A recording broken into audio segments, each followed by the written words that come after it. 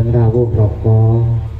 Oke, ke siang berikut. Oke, sugeng siang, sehat selalu ya Mas. Amin ya robbal alamin. Alhamdulillah. Mugi-mugi restu tansah kami ginantu paragat. Amin. Panjenenganipun rumah sakit Pertimbanganku berpikir. Kok Oh, benar. Oke. Waduh kok ae. pun padha bundere.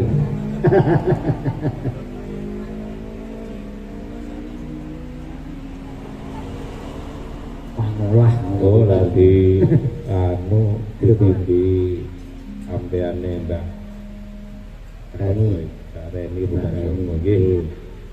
Aturaken sugeng siang kunjuk dumateng para-para ingkang sampun sami rawuh wonten salemipun Bapak Sri Purwani kita Purwanto. Oh, Bu Sri Bapak Sri Purwanto. Wonten Purwani. Dimana ya kono ya. Menika paguyuban Purwolaras. Purwolaras. Nggih, mugi-mugi saestu lestari anggenipun sami anguri-uri kabudayan Jawi. Amin. Amin Allahumma amin.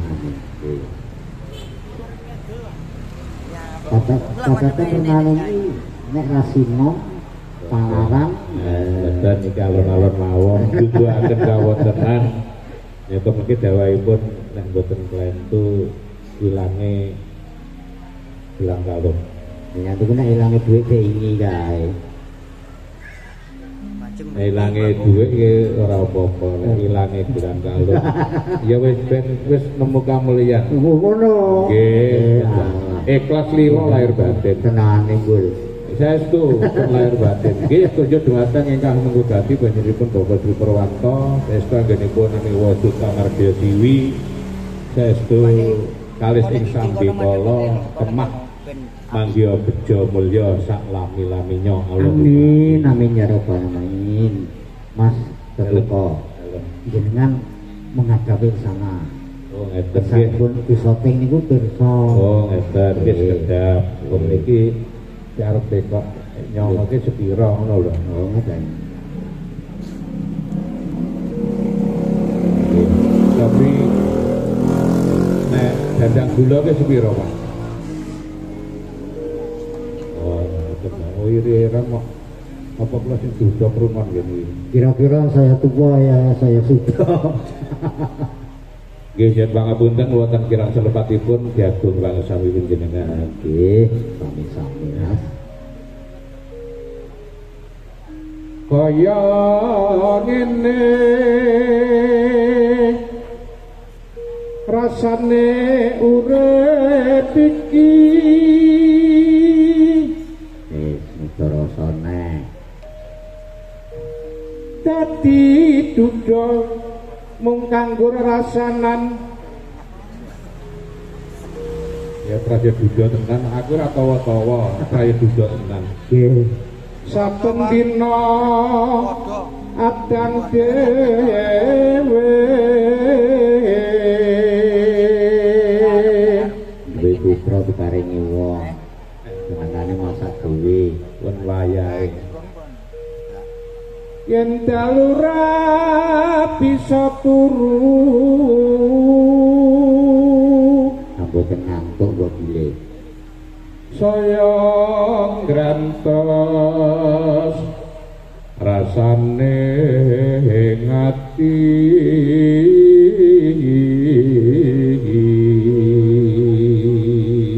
Ampun dipikir Mas, ngantai mawon. rumangsa yen wis lolo baburaga ingsun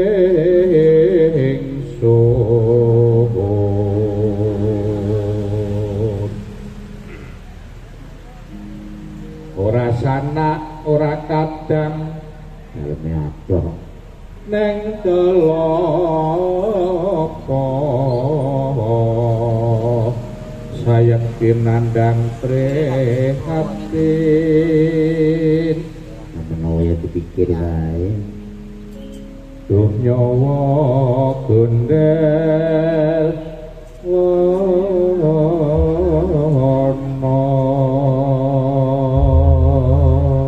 arep ora nangis kebungu nangis kebacut nggone le mikir pripun ikhlas kok Mas ikhlas kok diutur rasa terus ya iki namung jumbuhke kahanan lah iki kalah aku karo jumbuhke kahanan monggo aku mung tansah kelingan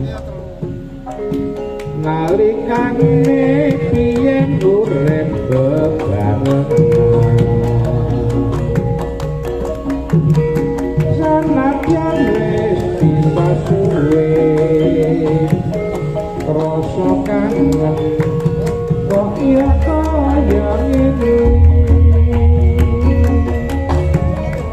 ora bakal kulali janjimu biyen mung tansah tak kene jalan kalau dadi saksi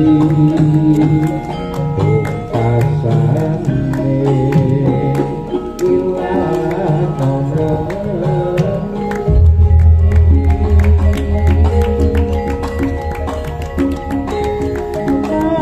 dan kowe ora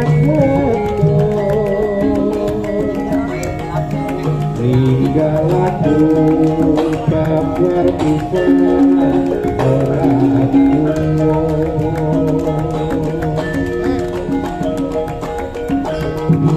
dasare liyane luwe saka aku iso mulia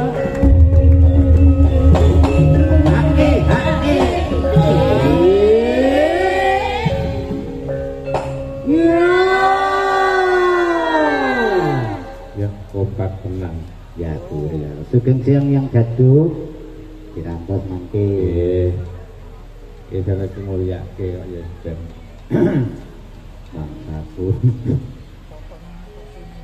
tresno ati bawetane wanda dunya kuwi tutup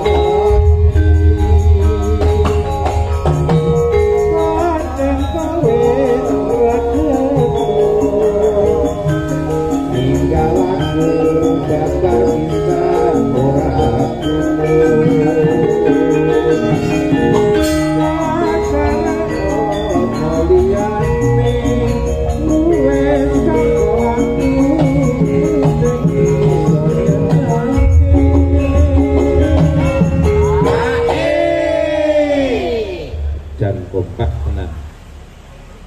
Tresno ati pawitane bondo dunya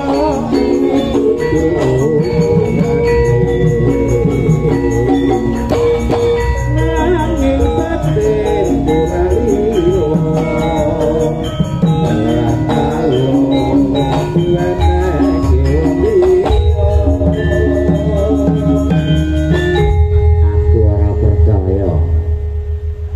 titik wit yamun ngantek yamin ya panggah hilangi gelang kalung. Ayo duwe penasaran. Karenan kok yo. Ayo iso Mas wis ben wis wong ki ora ngalahke sing sabar, wong sabar ka mung subur. Ning kadang-kadang ana sing ngomong sabar subur bener ning sesuk ora iso nempur wis ora dadi ngono. Nah niku rak yo ngendikane wong ora dipikir karo monggo kalajeng ning nek urip palaran iki panggah ora palaran. Sang saya dalu araras abdir kang lintang tumedhap itu sunyo tengah wengi lumrambaning putita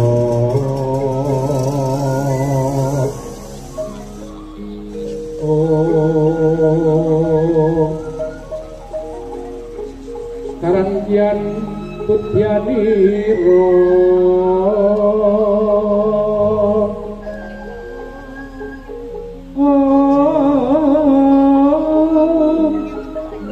Sang Wijawara mrengang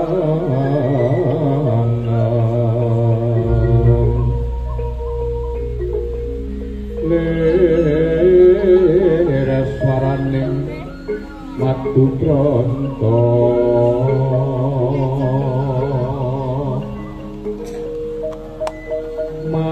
manungsung sarining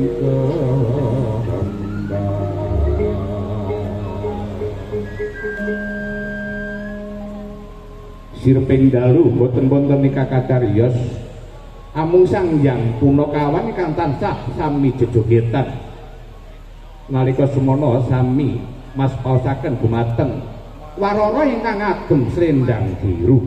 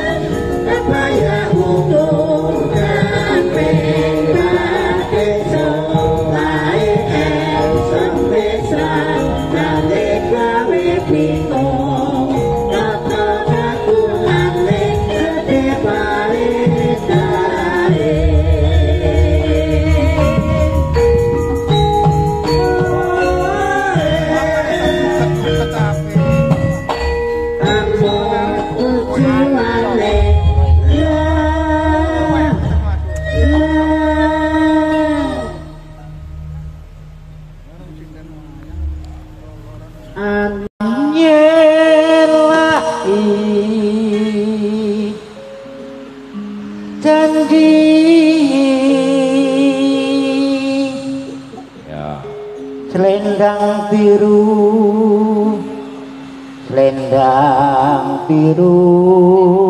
amung enak ing ati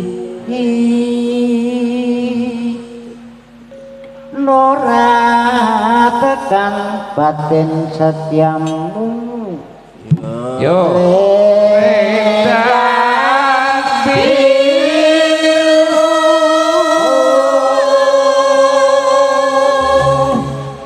tetep kono janjimu selendang biru terus mbak nuwun iki gendhikan Iwa Guna. Kang Iwa mangke kan saged jenengan ngurung palaran rong lega lho. Aku sing ora aku tak nyuwun palaran iki engko tapi aku lungguh ngrungokke ngematke. Ya ilah. Oh, ngene lho Mas iki ya maksude iku yo palaran. Engko timbang aku engko cetantulan ning mat kurang pas. Ning padatan sing wawancar ki anu Mas. Sinom jenengan. Ora lancar iki. Nyemek ngomong sinom Mas. Aku kangen karo sinom nalika samono. Tenanan iki. Dalam Wih, kula manggung boten mampu Mas iki wong niki sik belajar wis. Nggih. Beberapa manuk